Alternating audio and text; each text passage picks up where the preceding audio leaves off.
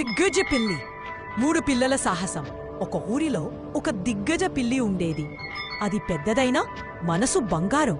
ఒకరోజు 3 చిన్న పిల్లలు, 2 అబ్బాయిలు, 1 అమ్మాయి అడవిలో ఆడుకుంటూ తప్పిపోయారు. అందరూ భయంతో ఏడుస్తుండగా పెద్ద పెద్ద కళ్లతో మెరిసే పిల్లి వారి ముందుకు వచ్చింది. మొదట పిల్లలు దిగ్భ్రాంతితో వెనక్కి తగ్గారు. కాని పిల్లి తన పొడవాటి తోకతో వారికి నీడిచ్చి మృదువుగా మ్రౌ మ్రౌ అని మాట్లాడింది. అలా పిల్లలకు ధైర్యం వచ్చింది. మేము ఇంటికి వెళ్ళాలి అని అమ్మాయి కళ్ళలో నీళ్లు పెట్టుకుని అడిగింది. పిల్లి పెద్ద శబ్దం లేకుండా తల ఊపింది. తన వీపు మీద వారిని ఎక్కించుకుని పచ్చని అడవిలోంచి దూసుకెళ్ళింది. దారిలో చిన్న నదిని దాటింది. ముళ్ళ చెట్ల మధ్య వారిని రక్షించింది. ఒక మోసపూరిత గుహలోంచి వారిని బయటకు తీసుకువచ్చింది.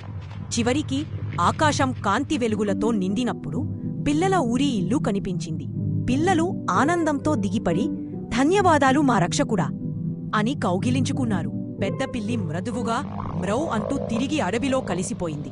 అప్పటినుండి ఊరిలో పిల్లలు ఎప్పుడైనా ఆకాశాన్ని చూసి మన దిగ్గజ పిల్లిమి